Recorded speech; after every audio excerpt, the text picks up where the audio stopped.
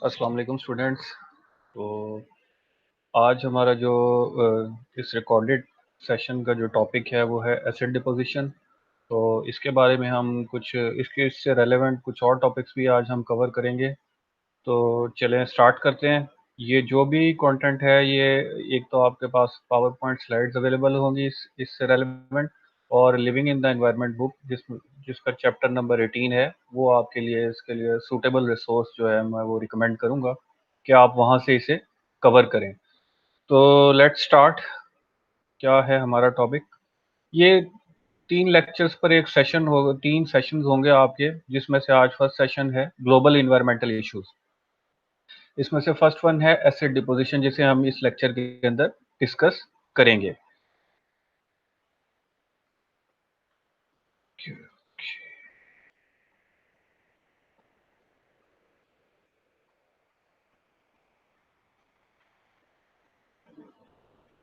I hope कि मेरी presentation screen जो है आप लोगों के साथ शेयर हो गई होगी।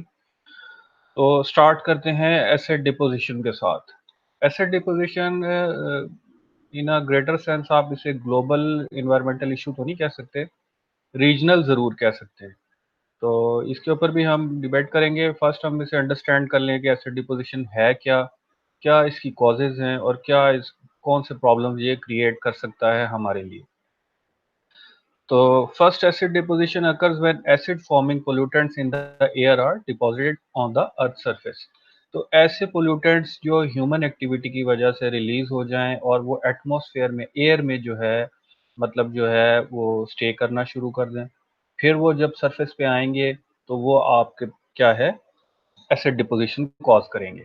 तो एसिड डिपोजिशन टर्म जो है ये इसी आइडिया के इर्द गिर्द है, ठीक है।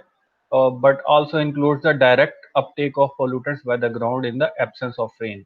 तो ये भी हम देखेंगे कि ड्राई डिपोजिशन भी होती है। एक तो इसमें वेट है कि जिसमें रेन की फॉर्म में आ रहा है, पोल्यूटेंट्स नीचे आ रहे हैं, ड्राई डिपोजिशन भी इसमें होती है। तो इसमें जो मेजर पोल्यूटेंट्स, अब जो मेजर पोल्यूटेंट्स जो एसिड डिपोजिशन कॉज करते हैं वो क्या है, oxides of sulphur and nitrogen. Oxides of sulphur की जो सबसे बड़ी सोर्स है जहाँ से ये रिलीज होते हैं वो है coal fired burning power plants, या जो फर्नेस ऑयल के ऊपर पावर प्लांट्स चल रहे हैं जिसके अंदर सल्फर मौजूद है। तो ये सल्फर डाइऑक्साइड, सल्फर ट्राईऑक्साइड, जो सल्फर के ऑक्साइड्स हैं, ये आप देखते हैं कि थर्मल पावर प्लांट्स के चिमनी स्टैक से जो आपको निकल रहा है, गैसेस निकल रही हैं, उसमें ऑक्साइड्स ऑफ सल्फर होते हैं। सिमिलरली उसमें नाइट्रोजन के ऑक्साइड्स भी होते हैं। डिपेंड करता है कि नाइट्रोजन का कंटेंट फ्यूल के अंदर कितना है, कोल के अंदर कितना है, और आपके ऑयल, क्रूड ऑयल के अंदर कितना है। तो उसी हिसाब से ये sulphur dioxide, sulphur trioxide, NOx जो है आपके रिलीज होते हैं। ये सबसे बड़ी मेजर कॉज है, मेजर रीजन है बिहाइंड एसिड डिपोजिशन। अच्छा, अब होता क्या है, अगर इन इन अ नट शेल में आपको बताना चाहूँ, तो जिस तरह हमने देखा था कि एक वाटर साइकिल है, हाइड्रोलॉजिकल साइकिल है नेचर नेचर का, इसी तरह कार्बन का हमने देखा था, कार्बन साइकिल है, इसी तरह सल्फर साइकिल है और नाइट्रोजन साइकिल है। तो हम उस सल्फर साइकिल और नाइट्रोजन साइकिल को थोड़ा सा डिस्टर्ब कर देते हैं। हम उस एटमॉस्फेयर में सल्फर बहुत ज़्यादा, सल्फर डाइऑक्साइड की फॉर्म में, नाइट्रोजन डाइऑक्साइड की फॉर्म में रिलीज करना शुरू हो जाते हैं। वो वहाँ पे अक्यूमुलेट होता है और फिर सर्टेनली वो सरफेस पे आता है। तो सरफेस पे आके वो एसिड फॉर्मिंग पोल्यूटेंट्स जो हैं वो नुकसान पहुँचाते हैं।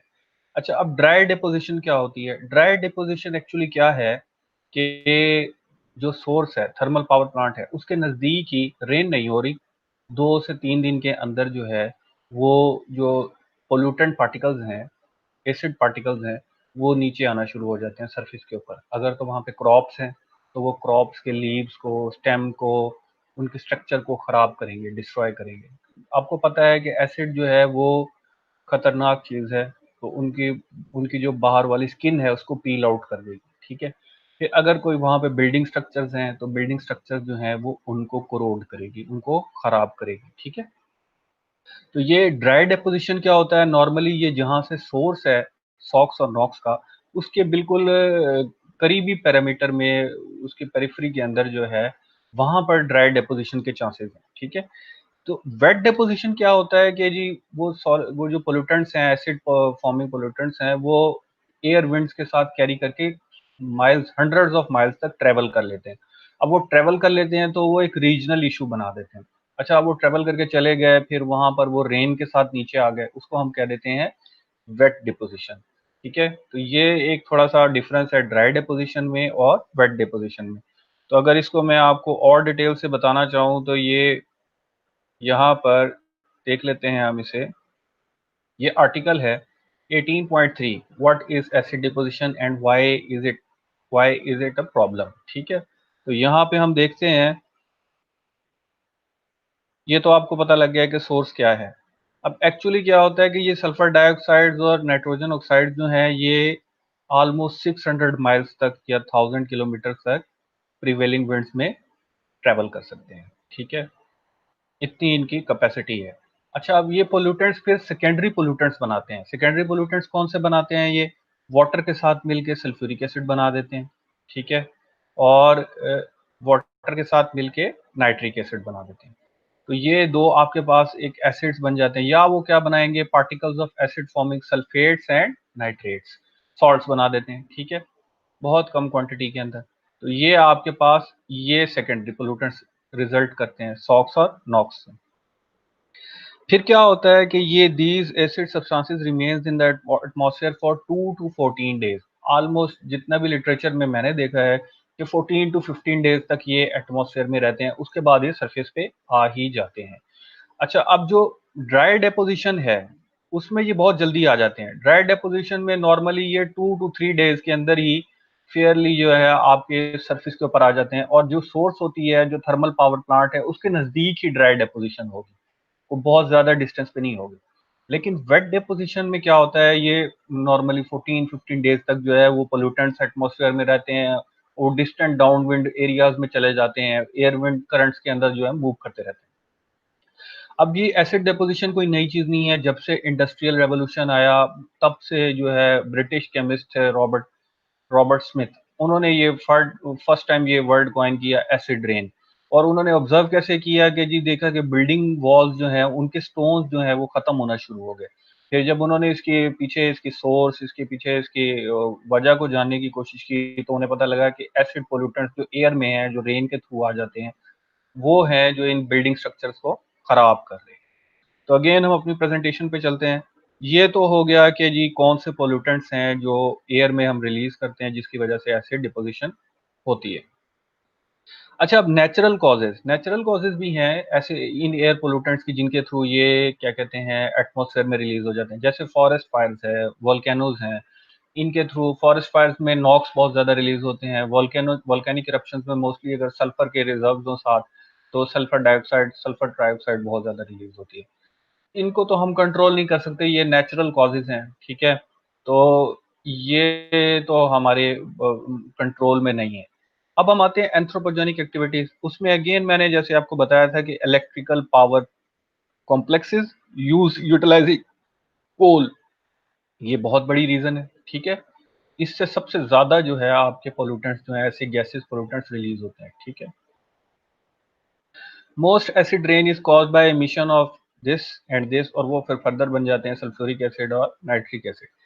एसिड डिपोजिशन एक रीजनल इशू है। लेट्स से कि इंडिया के अंदर और चाइना के अंदर कोल फायर्ड पावर प्लांट्स बहुत ज़्यादा हैं। चाइना जो है अपनी जो एनर्जी है वो 70% कोल को यूज़ करके इलेक्ट्रिसिटी प्रोड्यूस कर रहा है, इलेक्ट्रिकल पावर। इंडिया भी इसी तरह 50 to 60% जो एनर्जी है अपनी कोल को यूज़ करके प्रोड्यूस कर रहा है। तो अब वो इतने ज़्यादा इमिट कर रहा है ये एयर पोल्यूटेंट्स। ठीक है, तो उनके शहरों में, उनके सिटीज़ में, बड़े सिटीज़ में तो ये चीज़ बहुत कॉमन है कि एसिड डिपोजिशन उन्हें फेस करनी पड़ रही है। पर क्या है कि आहिस्ता-आहिस्ता जब विंड करंट्स बढ़ते हैं तो ये एक रीजनल इशू भी बन जाता है। जैसे कि हम देखते हैं कि हमारे जो सिटीज़ हैं वहाँ पे विंड करंट्स आते हैं, मानसून आती है। इसी तरह तो ये एयर पोल्यूटेंट्स हमारे पाकिस्तानी सिटीज़ में भी आ जाते हैं। तो हो सकता है कि वो उनकी सोर्स इंडिया में हो लेकिन वो पाकिस्तान में। लेकिन फिर भी ये एक रीजनल इशू बनता है, ग्लोबल नहीं। ऐसा नहीं हो सकता कि जी एसिड डिपोज़िशन जो है पाकिस्तान में वो सोर्स है और वो जो है वो यूरोप पहुंच जाए, इतनी इसकी ट्रैवलिंग नहीं है। तो 1000 किलोमीटर की रेंज है, तो इसलिए हम इसको एक रीजनल इशू कहते हैं। ठीक है, तो इसको आपने हमेशा ज़हन में रखना है कि इसको अगर आप इशू को कैटेगराइज करना चाहें तो local and in certain cases regional. ठीक है, तो ये है। आजकल तो वैसे इसको हम रीजनल ही कहेंगे, लोकल नहीं रहा। क्योंकि इंडस्ट्री बहुत ज़्यादा है, पावर प्लांट्स बहुत ज़्यादा है, ठीक है। Acid rain is now emerging as a major problem in developing world, specially in parts of Asia and Pacific region. तो यहाँ पर तो ये बहुत ज़्यादा सीरियस है, क्योंकि यहाँ पे कोल बहुत ज़्यादा यूज हो रहा है। Mostly occur in under developed countries that does not have environmental regulations and laws put in place. अब हमारे जैसे अंडर डेवलप्ड कंट्रीज जिनमें एनर्जी हमें चाहिए, इन्वायरमेंटल रेगुलेशंस को हम इतना नहीं फॉलो करते, वहाँ पर ये इशू बहुत ज़्यादा, मतलब जो है we are vulnerable toward this environmental issue. अच्छा, अब इसको इसको फर्दर हम अगर एक्सप्लोर करना चाहें, the impact of acid deposition and acid rain and deposition are varied. अब इसके क्या इम्पैक्ट्स होते हैं? इम्पैक्ट्स हम देख लेते हैं कि जी, लेक्स की एसिडिटी बढ़ जाती है, जिसकी वजह से वहाँ पे एक्वाटिक लाइफ या सॉइल है वो खराब होना शुरू हो जाता है। सॉइल की फर्टिलिटी नहीं रहेगी तो उसमें वो फाइटोप्लैंक्टन जो बन रहे हैं या इकोसिस्टम है, एक्वाटिक इकोसिस्टम, वो डिस्टर्ब हो जाएगा। सर्वाइवल ऑफ फिश जो है पॉसिबल नहीं होगा, ठीक है। रिप्रोड्यूस नहीं करेंगे, ग्रो नहीं करेंगे, ठीक है। इसी तरह टेरेस्ट्रियल इकोसिस्टम्स की बात करें तो acid rain does not usually kill trees, मतलब उनको बिल्कुल ही खत्म तो नहीं कर देती, लेकिन उनको वीक कर देती है। इतना वीक कर देती है कि उनका इम्यून सिस्टम खराब हो जाता है, लीव्स उनके खत्म हो जाते हैं, limiting the nutrients available to them. अब वो जो है उनकी रूट्स, उसके ऊपर जब टॉक्सिक सब्सटेंसेस आके इकट्ठे होना शुरू हो जाते हैं, हैवी मेटल्स बनना शुरू हो जाते हैं, तो वो जो है वो स्लोली जो है वो उनकी स्लो डेथ है, स्लो एंड पेनफुल डेथ है, ठीक है। तो इस वजह से जो है आपके टेरेस्ट्रियल इकोसिस्टम की जो जान है, जो सबसे इसमें इंपॉर्टेंट कंपोनेंट है, वो है आपके ट्रीज या ग्रीन ग्रीन लिविंग मैटर। तो अगर वो इससे अफेक्ट हो रहा है तो इट मीन्स का सारे का सारा इकोसिस्टम ही इससे अफेक्ट हो रहा है। Because of these problems and the adverse effects air pollution has on human health, a number of steps are being taken to reduce sulfur and nitrogen emissions.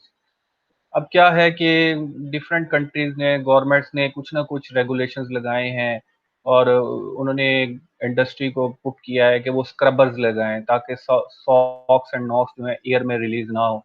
इसी तरह मैंने आपको बताया था कि ऑटोमोबाइल कार्स हैं, कार में भी हम जो है लिक्विड फ्यूल डाल के उनको चला रहे हैं, पेट्रोल डीजल। तो अगर उसमें सल्फर है या नाइट्रोजन है तो इट मीन सॉक्स और नॉक्स रिलीज होंगी। तो इसके लिए कैटालिटिक कन्वर्टर्स गाड़ियों में अब जो नई न्यू मॉडल्स आ रहे हैं, जितने भी ब्रांड्स के हैं, उनमें कैटालिटिक कन्वर्टर्स यूज किए जाते हैं ताकि एमिशंस को रिड्यूस किया जाए, ठीक है।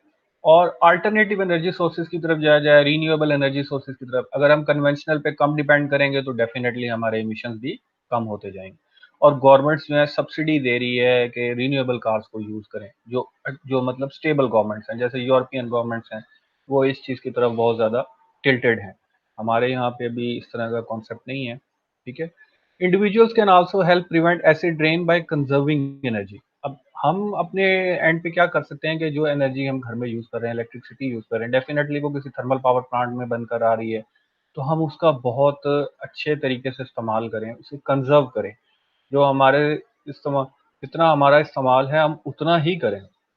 तो डेफिनेटली के थर्मल पावर प्लांट्स जो हैं या फ्यूअर, वो कम इमिट करेंगे, और जब कम इमिट करेंगे तो इमिशंस कम होंगी, तो एसिड डिपोजिशन के चांसेस भी कम हो जाएंगे।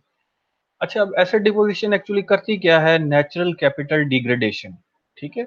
नेचुरल कैपिटल डिग्रेडेशन होती है एसिड डिपोजिशन की वजह से। जैसे यहाँ पे एक ये डायग्राम है, स्केच, हम इसमें देखते हैं कि कार्स हैं जो एक सोर्स है, ठीक है, नॉक्स का। फिर उसके बाद हम देख रहे हैं ये प्लांट्स हैं, केमिकल प्लांट है, थर्मल पावर प्लांट है, ये सॉक्स और नॉक्स दोनों का सोर्स है।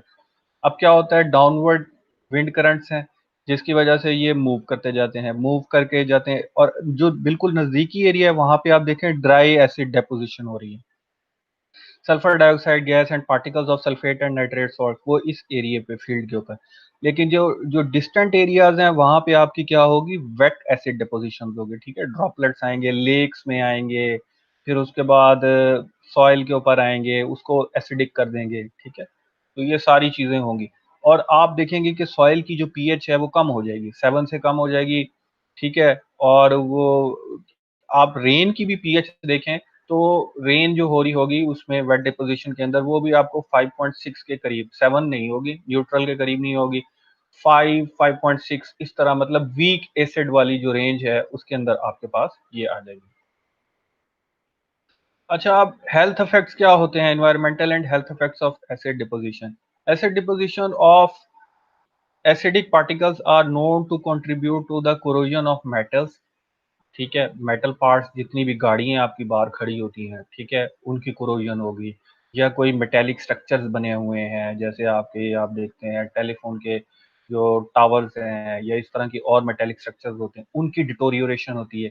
इवन के आप ये देख लें कि ये जो स्टैचू ऑफ लिबर्टी है, या जो इस तरह की और बहुत सारे हमारे कल्चरल सिग्निफिकेंस रखते हैं, इस तरह की जो value value to society objects हैं, उनकी डेप्रिसिएशन होती है, या वो डिटोरियोरेट हो रहे होते हैं एसिड पार्टिकल्स की वजह से।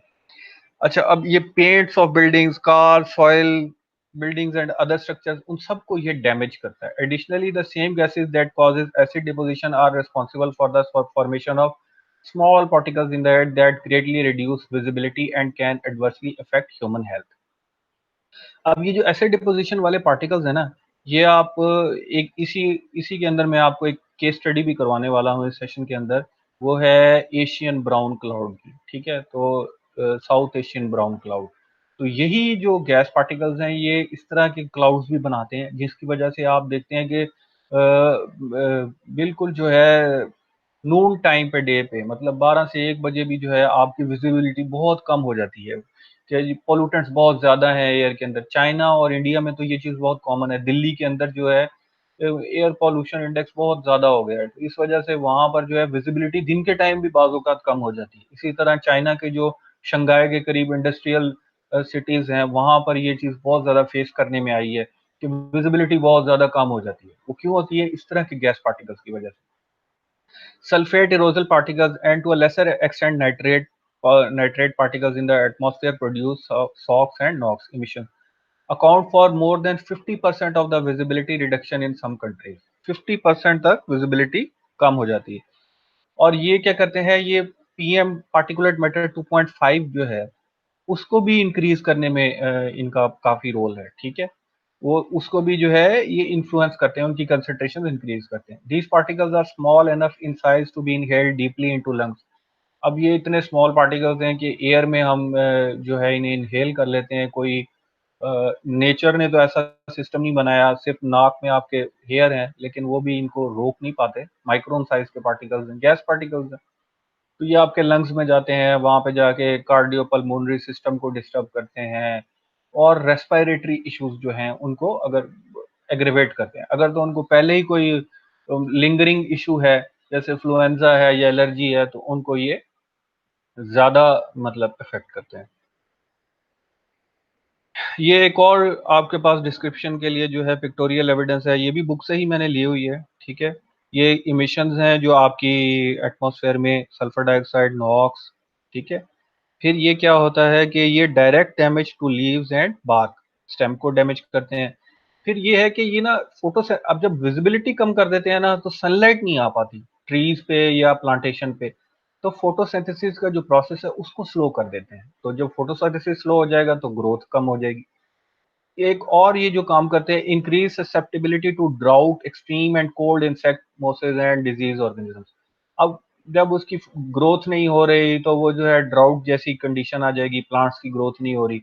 एक्सट्रीम कोल्ड या इंसेक्ट्स, उनको जो है उनका अटैक बहुत ज्यादा हो जाएगा प्लांट्स के ऊपर, ठीक है। अल्टीमेटली वो स्लो प्रोसेस के बाद ट्री की डेथ हो जाएगी। अच्छा, अब जब ये सॉइल पे आएंगे, सॉइल से नीचे लीच कर जाएंगे, ठीक है। Leaching of soil nutrients. अब जो सॉइल के अंदर न्यूट्रिएंट्स होते हैं, फास्फोरस, पोटाश, नाइट्रोजन, उनके साथ रिएक्ट करके ना ये कुछ और अनसॉल्युबल कंपाउंड्स बना देते हैं, ठीक है। फिर सॉइल की पीएच को खराब करते हैं। Release of toxic metal ions toxic release कर देते हैं। रूट्स डैमेज करते हैं, reduce nutrient and water Uptake. अब प्लांट्स की जो रूट से जो न्यूट्रिएंट और वाटर अपटेक है, उसको भी रिड्यूस कर देते हैं। फिर क्या होता है कि अब ये एसिड जो है नीचे आपके ग्राउंड वाटर में जाता है, तो उसकी भी क्या कहते हैं, पीएच खराब करेगा, उसको भी कंटेमिनेट करेगा। और लेक्स में इसी तरह, लेक्स में जाएगा तो लेक्स के अंदर जो है वो एक्वाटिक इकोसिस्टम को डिस्टर्ब करेगा। अच्छा, ये तो हमने देख लिया कि ये इश्यूज हैं, ठीक है। अब हम बात करते हैं कि इसका सोल्यूशन क्या है। Solution, what are the solutions, ठीक है। तो सॉल्यूशन हम ये देखते हैं कि 2 तरीके मैंने आपको बताए थे पोल्यूटेंट्स को ट्रीट करने की 2 स्ट्रैटेजीज़ हैं। एक है प्रिवेंशन, एक है क्लीन अप। आप सिंगल क्लीन अप के साथ भी मूव करेंगे तो आपको बहुत अच्छे रिजल्ट्स नहीं मिलेंगे। प्रिवेंशन भी करेंगे तब भी आपको दोनों चीज़ें, दोनों स्ट्रैटेजीज़ जो रियलिस्टिक प्रैग्मैटिक अप्रोच है कि आपको दोनों चीज़ें साथ लेके चलनी है। क्लीन अप क्या है? Add lime to neutralise acidified lakes. अब जो लेक्स जो हैं, अब जिन एसिड डिपोजिशन की वजह से पोल्यूट हो चुकी हैं, जिनकी पीएच कम हो चुकी है, आप उनके अंदर लाइम ऐड करें, ठीक है, ताकि वो न्यूट्रलाइज करें एसिड को और ताकि पीएच नॉर्मल हो सके और वहाँ पे जो लिविंग ऑर्गेनिजम्स हैं वो दोबारा से उनके लिए कोई सर्वाइवल पॉसिबल हो। Add phosphate fertiliser to neutralise acidified lakes, या फॉस्फेट फर्टिलाइजर या लाइम आप यूज करें ताकि आप न्यूट्रलाइज कर सकें एसिडिक इफेक्ट को, ठीक है। ये 2 हम काम कर सकते हैं। क्लीन अप हमेशा तभी होता है जब आप एक दफा पोल्यूटेंट को रिलीज कर चुके हो, जब एसिड डिपोजिशन हो चुकी हो तभी क्लीन अप स्ट्रेटेजी, क्योंकि ये तो क्या कहते हैं, एंड पाइप स्ट्रेटेजी है कि भाई पोल्यूटेंट रिलीज हो गया। अब प्रिवेंशन क्या हो सकती है कि हम उसे सोर्स से पिक करें, उस सोर्स से रिलीज ही ना हो वो pollutant.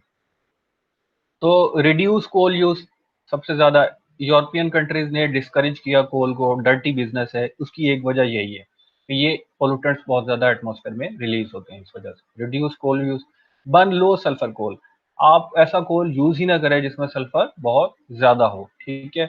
Increase natural gas use, natural gas के अंदर नॉर्मली सल्फर और नाइट्रोजन कंटेंट कम होता है बनिस्बत क्रूड ऑयल और कोल में, इनमें सबसे ज्यादा सल्फर और नाइट्रोजन कंटेंट होता है।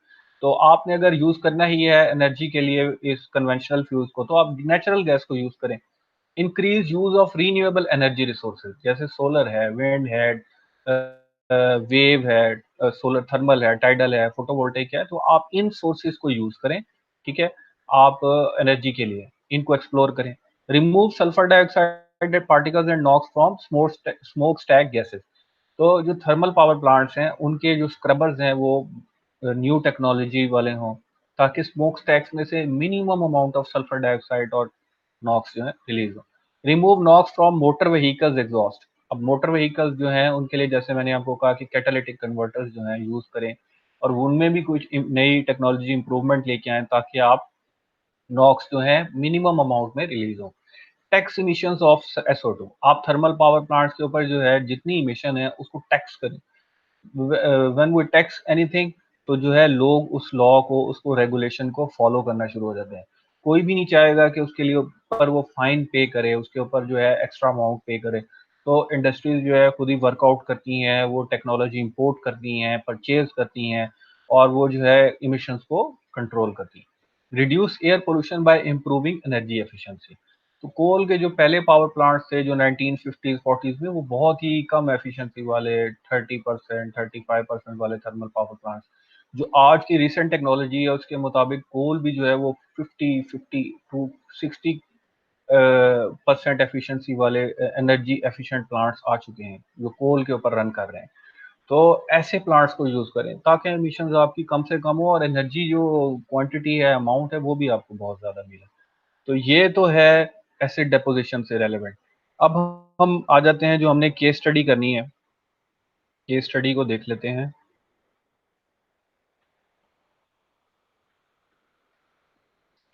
ये है south Asian massive brown cloud, ये पेज 468 है ऑलमोस्ट, या 493 अगर आप देखना चाहें 828 में। तो ये आपके चैप्टर 18 स्टार्ट होता है, तो वहां पर ही ये आपको दी हुई है। ये हमारे रीजन से कंसर्न्ड है और एसिड डिपोजिशन में भी इसका बहुत बड़ा रोल है, तो इसको हम देख लेते हैं। Air pollution is no longer viewed as mostly a localised urban problem. पहले क्या होता था कि अर्बन सिटीज हैं उनके इर्द गिर्द इंडस्ट्री है, तो लोकलाइज्ड अर्बन प्रॉब्लम था। लेकिन अब देखा जाए तो ये आपके पास सैटेलाइट इमेजेस जो इसमें शो किए हुए हैं वो 2002 स्टडी के हैं, UNEP, United Nations Environment Programme, काफ़ी पुरानी है, ठीक है। लेकिन ये शो करते हैं कि अब ये लोकलाइज नहीं रहा, ये रीजनल भी है और समवट टू रीजन्स में भी मूव कर जाता है, मतलब नेबरिंग रीजन में भी इफेक्ट हो जाता है। तो इसमें एक ये brown, massive brown cloud of pollution called Asian brown cloud. अब ये किस किस रीजन में स्ट्रेच कर रहा था? India, Bangladesh, China, heart of China and the open sea east of this area, मतलब जो पैसिफिक ओशन है वहां पर ये बहुत बड़ा एक क्लाउड सा ऑब्जर्व किया उन्होंने। इसकी थिकनेस ही ऑलमोस्ट 3 किलोमीटर की थी, 2 माइल्स की। Hangs at an elevation of 2 to 5 kilometre की हाइट के ऊपर सरफेस से था, and covers an area about the size of continental United States. मतलब इतना बड़ा cloud, about a third of its. अब ये इसमें कंपोज किसका हुआ था? डस्ट, स्मोक, ऐश, जो हमारे जो डिफरेंट सोर्सेज हैं ह्यूमन, ठीक है, मोस्टली फॉरेस्ट बर्निंग हो गई, हमने ज्यादा कर दी तो ये चीजें जो हैं ये एटमॉस्फेयर में अक्यूमुलेट होती रही। अब इसमें एसिडिक कंपाउंड्स बहुत सारे हैं, फिर हैवी मेटल्स हैं, मर्करी, लेड, ऑर्गेनिक कंपाउंड्स हैं, फ्लाई ऐश है। तो ये सारी चीजें कंपोज होकर एक ये एशियन ब्राउन क्लाउड बन गया। अच्छा, बीनीथ द क्लाउड अब उन्होंने ऑब्जर्व किया कि क्लाउड बनने की वजह से वहां पे सनलाइट नीचे नहीं आ पा रही। अब जब सनलाइट सरफेस पे नहीं आ पा रही तो फोटोसिंथेसिस डिक्रीज हुआ। चाइना में उन्होंने ऑब्जर्व किया ऑलमोस्ट 7 to 10% तक फोटोसिंथेसिस जो है उसका प्रोसेस अफेक्ट हुआ, रिड्यूस हुआ। सिमिलरली इन इंडिया, जहां जहां जहां पर ये क्लाउड था वहां पे 7% तक जो है फोटोसिंथेसिस रिड्यूस हो गया। ठीक है। Acids in the haze fall to the surface and damage crops, वो क्रॉप्स को डैमेज करने लग पड़ा, लेक्स को। ठीक है। Instead of blue skies, many of the people living under this cloud see brown और grey polluted skies much of the year। तो वो ज्यादा अरसा जो है वो ब्राउन या ग्रे कलर का जो है वो क्या कहते हैं, वो स्काई लोग वहां पर देख रहे थे जो इस एरियाज में रह रहे थे। अब यूएनईपी का एक एस्टिमेट था कि ऑलमोस्ट कोई 7 lakh premature deaths every year हुई हैं इस ब्राउन क्लाउड की वजह से। ठीक है। फिर इसको फर्दर इसको साइंटिस्ट ने स्टडी किया, एक्सप्लोर किया।